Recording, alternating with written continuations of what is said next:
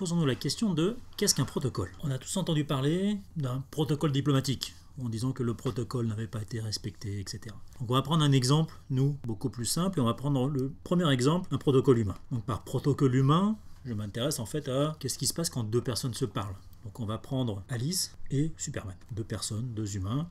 Et donc quand Alice rencontre Superman, a priori elle va dire bonjour et Superman va lui répondre bonjour. C'est quelqu'un de bien élevé. Si Alice veut demander l'heure à Superman, il a fallu qu'elle lui dise bonjour pour entrer en contact et que la communication s'établisse.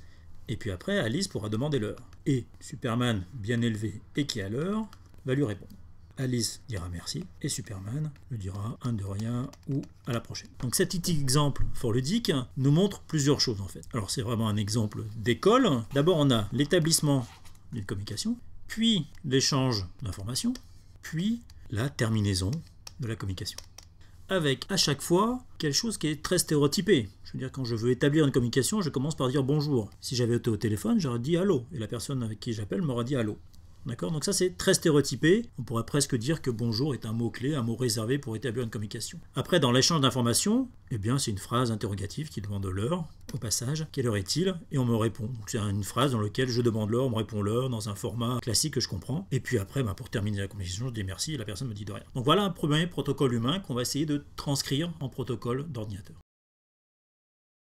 Donc si on reprend le même petit exemple et on essaye de le formaliser un peu plus en échange de messages, donc Alice va envoyer un premier message à Superman en lui disant bonjour. Donc Superman lui répond bonjour. Alice va ensuite demander quelle heure est-il. Superman lui répond il est 14h07 et Alice va le remercier et Superman va dire de rien. Donc voilà, avec les flèches qui symbolisent l'échange de communication réelle, donc on retrouve l'établissement de la communication, l'échange d'informations et la clôture du protocole.